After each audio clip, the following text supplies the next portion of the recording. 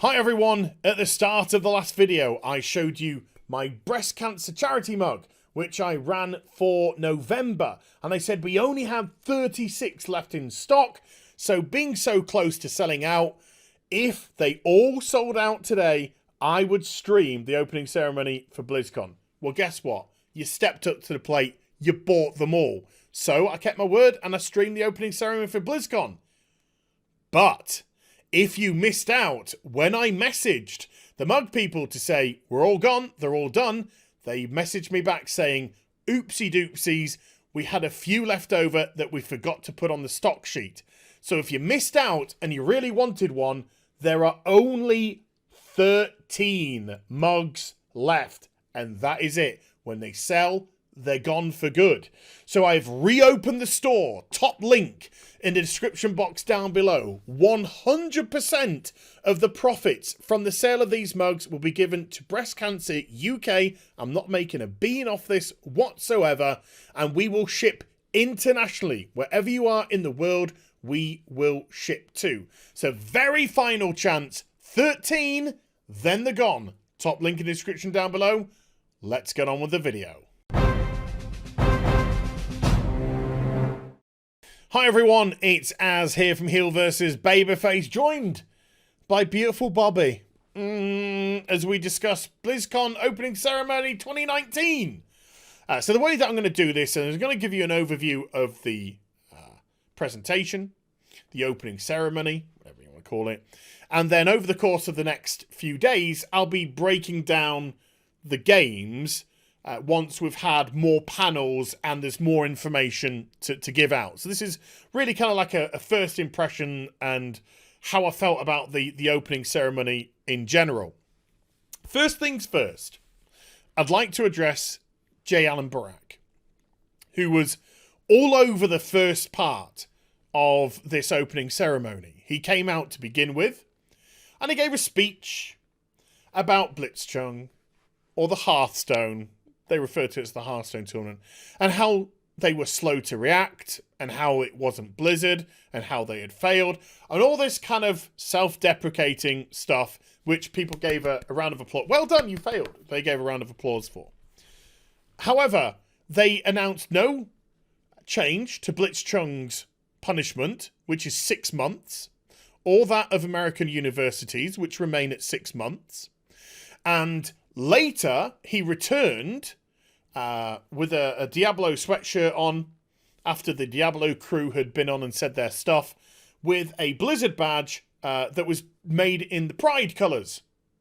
Because politics for Blizzard, it's okay for them to pick and choose which ones they go along with, identity politics, etc. But when it comes to freedoms, no, not so much with that one, ban the people.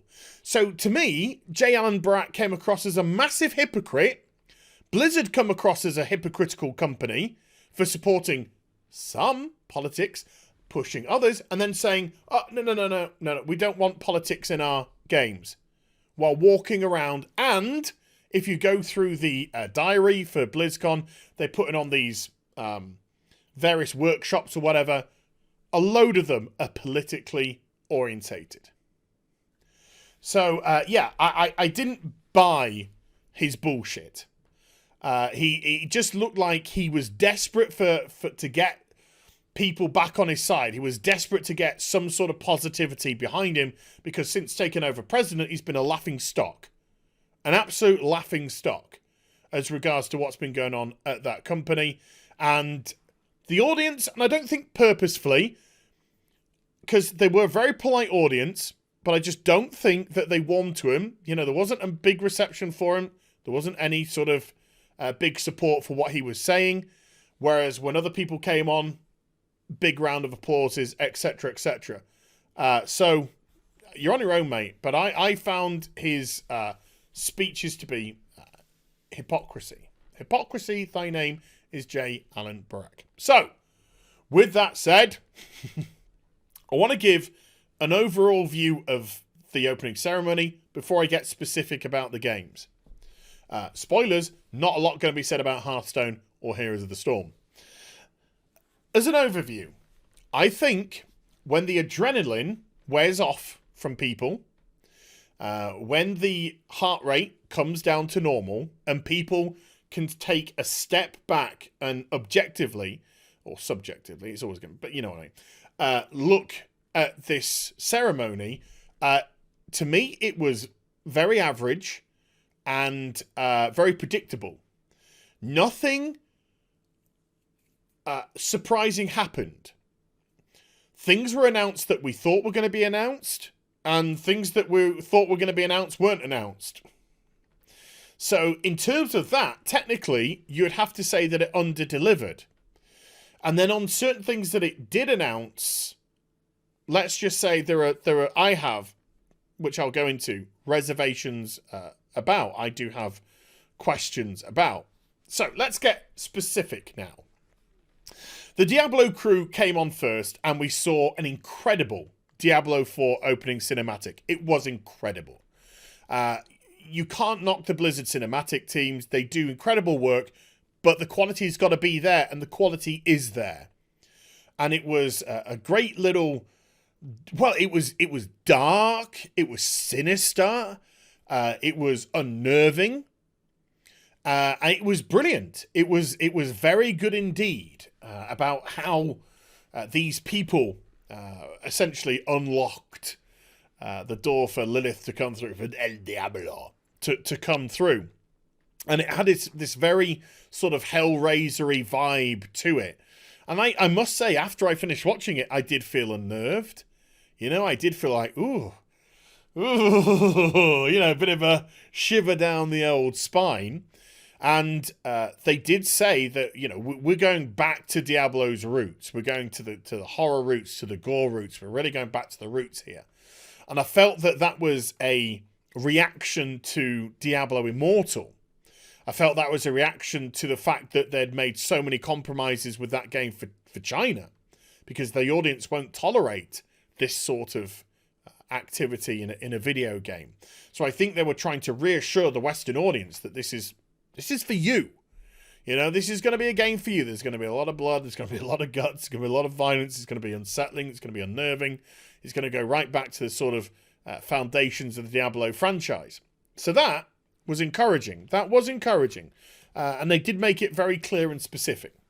Hi everyone, as from the future here, just coming to stick my beak in.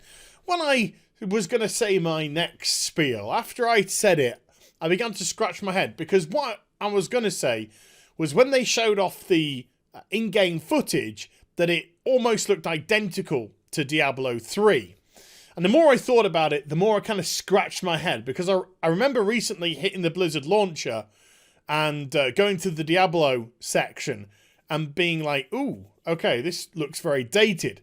So I had another look, and graphically, it does look different. It does look upgraded than Diablo 3. Although the layout and everything is very similar indeed. That's not necessarily a bad thing, because if you're a Diablo fan, you might want things as such. I did think, though, that it was going to have a little bit more of a boost, whether it be a graphical boost or a look boost, you know, something that would make it very distinct. But I didn't see that. It felt very much in the kind of realms of a little bit of an upgraded Diablo 3. So that ultimately didn't make me hype for it. It just made me think, I can wait, because we're going to be waiting for a long time. Let's go back into the past. Oh, it's all a dream. It's all a dream. It's all a dream. And it seems to be good that I can wait, because Quinn, big streamer of action RPGs, Quinn tweeted out after the opening ceremony that he spoke to one of the Diablo guys, and they said that this game is a long way off. Diablo 4 is a long way off, even, he said, by Blizzard standards. So don't expect Diablo 4 anytime soon. This is an announcement. This is a cinematic. This is a little look at some of the classes, and this is a look at the a little bit of the gameplay. But it's going to be a long time in coming. That they didn't say on stage, though. But they didn't announce anything on stage. They didn't announce any sort of vague release dates or anything like that whatsoever. Fair enough. Then Jay came back on with his badge, what he wanted to be political about. So, yeah, fuck off. Then we had, I think we had the Warcraft. After that, we had Ian Hazakostas. Ian Hazakostas came on to a very big round of applause, which I was concerned about because I thought it might interfere with his circuitry. And he might have blown a fuse. But no. He talked about WoW, made a couple of jokes about data mine stuff. It was fine. And talked about Classic, talked about how successful Classic had been. You goddamn right it has been. And then we got on to the business, the World of Warcraft expansion. Now, he did drag this out. He really dragged this out. I was ready to actually just put my hand through the screen and give him a across the face. Kind of built it up. Maybe he was getting the earpiece saying, well, the VT's not ready. The VT's not ready. Keep stalling. If that was the case, fair enough. If it wasn't, you blew the punchline. But they then showed off the new World of Warcraft expansion, Shadowlands, just like predicted. Lich King, just like predicted. And, right, I have to separate church from state here. The cinematic that they showed off, which showed Sylvanas fighting the Lich King, looked wonderful, as their cinematics do. The story looks terrible. And why I say that is Sylvanas just does everything. She is a deus ex machina. There is no control over her power. There is no scope over what she can and can't do. If Sylvanas needs to do something, it happens. Plot needs to happen, so Sylvanas does it. And the way that she took down the Lich King, he looked like a bitch. Just looked like a little bitch. And it didn't sit right with me. And then seeing her rip the Lich King's crown apart to open the Shadowlands, which is like the realm of the dead, I was just like, and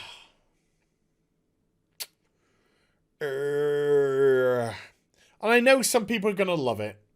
And I know I'm probably going to get some blowback here going, ow, ow. But to me, it kind of looked a bit cringy because we all know what's going to happen. Sylvanas in this expansion has just done anything that she wanted to. Now she's gone off and killed the Lich King, or at least destroyed his helmet.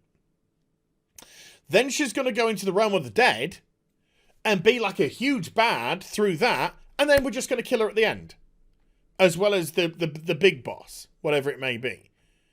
But she's just going to get taken out as a raid boss later on. So, without us having any grasp over what her power is and isn't, makes her just a bit of a laughable, jokeable character. Because she can do whatever she needs to do. Whatever the plot wants her to do, she can do. And I think that's boring, and I think it's lazy, and it's not set up. And it doesn't work for me. And what they showed off, look, typical WoW. There's nothing to dislike. It just looks typical WoW. Art department do their thing. But they didn't give any sort of whammy when it came to content. There wasn't any sort of, and this is the hook for this expansion, or this is that. There's like communities or something.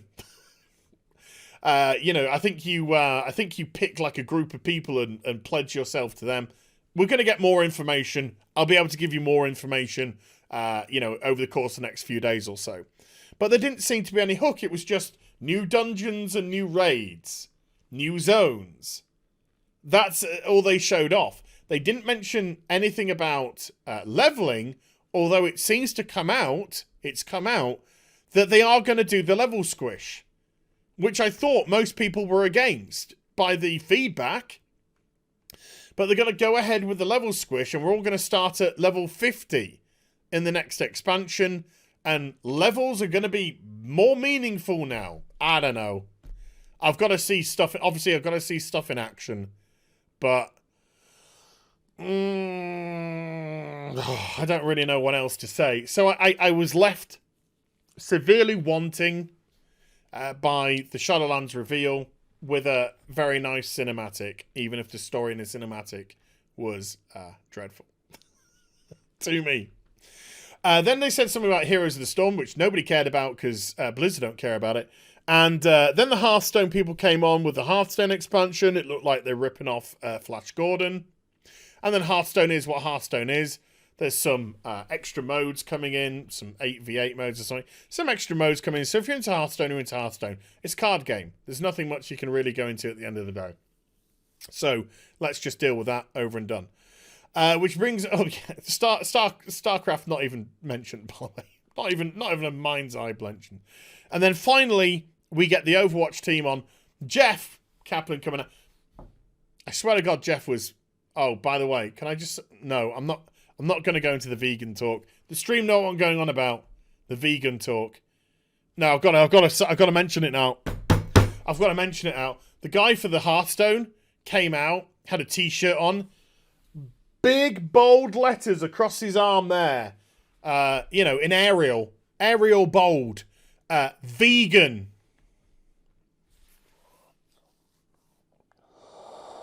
Oh. It was, oh, no. That's all I can say. It's all I can say. Otherwise, I'm just going to, never mind. Right, let's move on. Let's go to the Overwatch. Fine. Overwatch. So, there is a cinematic. It looks like an Overwatch cinematic. It looks all pretty and everything. The writing seems like trash. And I don't know if it's because Overwatch is meant for a younger audience. I don't know. But the writing just seems... I know they're cartoons, but they're literally cartoons. The language that the verbiage that they say to each other, the lines that they say to each other, the way that they do something and then turn around for validation. Hey, look, I did a thing. Well done, you, for doing a thing. Watch out. That sort of business. It does my head in. Never mind. So they did an Overwatch cinematic. Big robot comes in. The heart of the cards. I don't know. I think fucking Yu-Gi-Oh turned up and helped them. I don't know. They brought the robot down in the end using the heart, using the power of Grayskull. And then it was like, ooh, Overwatch 2. That's what it's going to be called, Overwatch 2. This is where the confusion comes in. And this is where I've got to watch the Overwatch panel when they do it. Because I'm so confused about what Overwatch 2 actually is. They announced that there is a big PvE mode coming in. Cooperative PvE mode. I've always said that Overwatch should have PvE mode. So that's good. That's good. And I understand why people like Overwatch. Don't get me wrong. I understand the appeal of it. I played it myself. And I did enjoy it for a while. And then I gave up on it. But the big PvE mode coming in. New game mode coming in. And there's going to be new heroes. For all the virtue signalers out there, yes, they're bringing a black female in. Just for you. Just so you can play your Overwatch bingo. Black female. Tick. But is she gay? If she isn't, she will be. So, yeah, they announced that as well.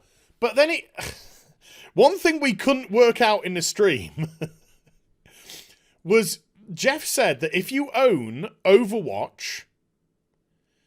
Because they don't want to split the community, they want the community to stay together, all the new game mode and all the new heroes will be available on Overwatch, on the first Overwatch. So you'll be able to participate. So it looks like you won't be able to participate in the PvE mode, but you'll get the new PvP stuff. So... You're really only buying Overwatch 2 for a PvE mode? Question mark? We're all very confused about this. And they say there's been a graphical upgrade. I'm not trying to be cruel here. I'm being God's honest with you. I couldn't tell. I really couldn't tell. They've tweaked the uniform of some of the heroes. You know, Genji's got a hood now. Tracer's got a that's all I can really see. But apparently the game engine's been changed and they've done lots of things which have made the characters look better. I, honest to God, could not tell the difference between original Overwatch and this. Not trying to be a dick. I promise you I'm not trying to be a dick. The naked eye for me just couldn't see it. Again, maybe I'll have to watch the panel and really pay attention for it. And so it's kind of left me more confused than anything. Overwatch 2 left me more confused, especially with what Jeff said about the Overwatch 1 stuff. So yeah, that was it. After that, that was the panel. And so, like I said, stepping back, when the adrenaline's worn off all the hype beasts, when people's hearts have gone back to regular pulsage, I think people will see that it was actually a little bit underwhelming. There wasn't a new IP announced. I really thought that Blizzard needed to make a new IP. Diablo is making a sequel, Diablo 4, that looks very similar to Diablo 3. Overwatch 2's coming out, which looks identical to Overwatch, with a new PvP mode and a PvE mode. So it does look like loot box reset. Overwatch 2 loot box reset. World of Warcraft, if you've enjoyed the Battle for Azeroth story, then I think you've got to be all in with this, because you can't not be. And if you've not enjoyed the Battle for Azeroth story, then this just gets even more ridiculous, with Sylvanas just whipping the Lich King's ass like it's nobody's business, and then tearing the upside down. You know, you could tell somebody at Blizzard watched Stranger Things. And yeah, I kind of felt, stepping away from it, it was pretty underwhelming. Might get a ton of kickback from it, people going, but I think, like I said, once everything settles, once the dust settles, I think people will see that not that much, certainly nothing unexpected, was announced at BlizzCon. No, nothing mentioned about Diablo Immortal. As I said, Diablo 2 Remastered, nope. The Warcraft 3 Reforged beta's coming soon. We know that. People have received emails already. And it was just the typical D4, World of Warcraft expansion, and Overwatch 2, which we've known for ages. So, yeah, if that's your bag, it'd be interesting to see, legitimately, how this video performs in terms of people's response to it. Whether people loved it, thought it was amazing, whether people were like, meh, or whether people were like, I am, honest to goodness, interested to see what the reaction is going to be. So I hope you enjoyed the vid. If you did, do give it a thumbs up, and also subscribe to the channel. Follow me on social media and Twitch for live streaming. Links they're in the description box down below, and I'll be back with some more stuff very soon. You take care. Bye for now.